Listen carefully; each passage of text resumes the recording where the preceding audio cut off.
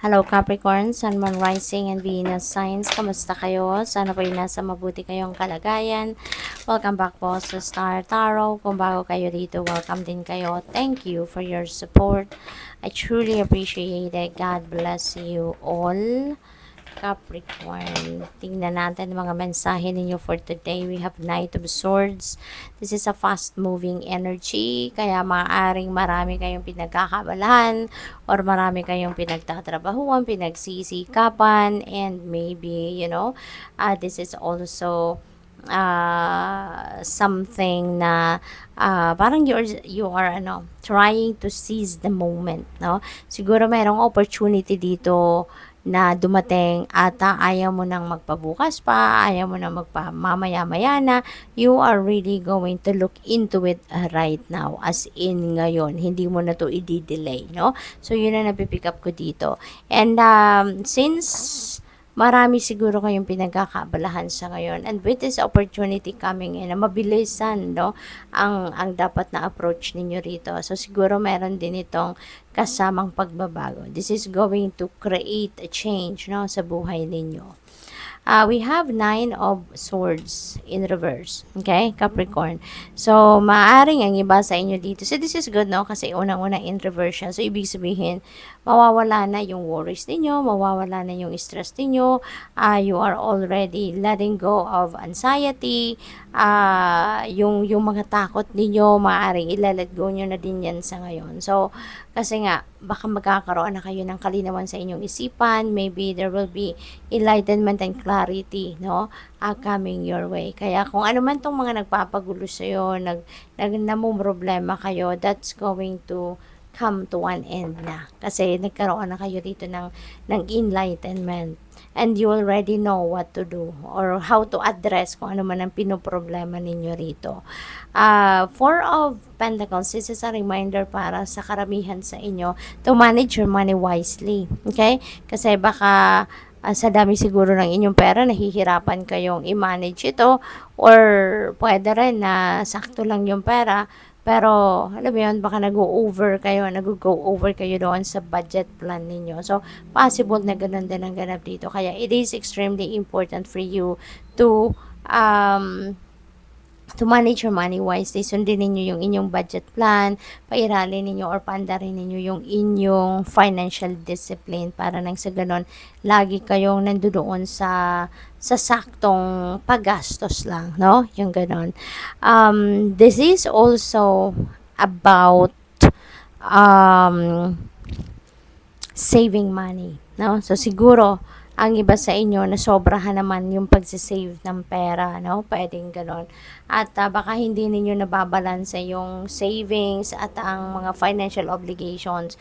May mga ganon siguro ang iba.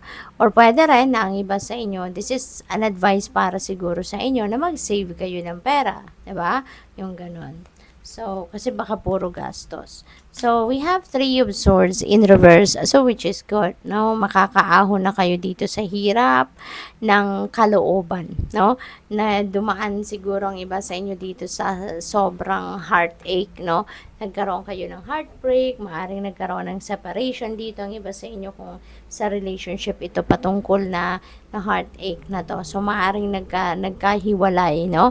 Pero, ngayon, since this is already in reverse, ano man ang nangyari dito sa inyong heartache or ano man ang nakapagdulot ng heartache sa inyo, pwede ngayon napatawad mo na siguro ang tao or mapapatawad mo na yung nakasakit ng inyong damdamin, or siguro sa ngayon, nakapag-heal na kayo, nakarating na kayo sa inyong recovery stage, no? At na-release mo na yung sakit na naidulot sa'yo, nagkaroon na kayo ng acceptance of what happened, kaya nandoon na kayo sa puntong nakapag-forgive na kayo, and now you are ready to move on, no? You are ready to start a new life, no?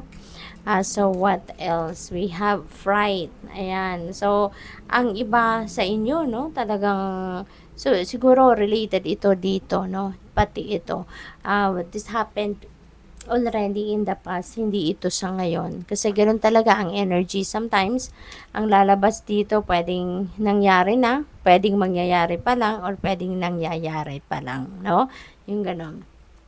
So, siguro ang iba sa inyo, nagkaroon ng depression with that heartache, with that heartbreak, separation, kung meron man na nangyari sa inyo. So, siguro na paranoid ang iba sa inyo, talagang sobrang nag-worry, sobrang parang binagsakan kayo ng mundo, parang gano'n, ano, to the extent na na-depress ang iba sa inyo, sobrang nalungkot. But, this is good, no? This is in reverse, this is in reverse. So, kung ano man ito naramdaman ninyo dati, mawawala na yan. That's going to fade away na. And you are moving on, no?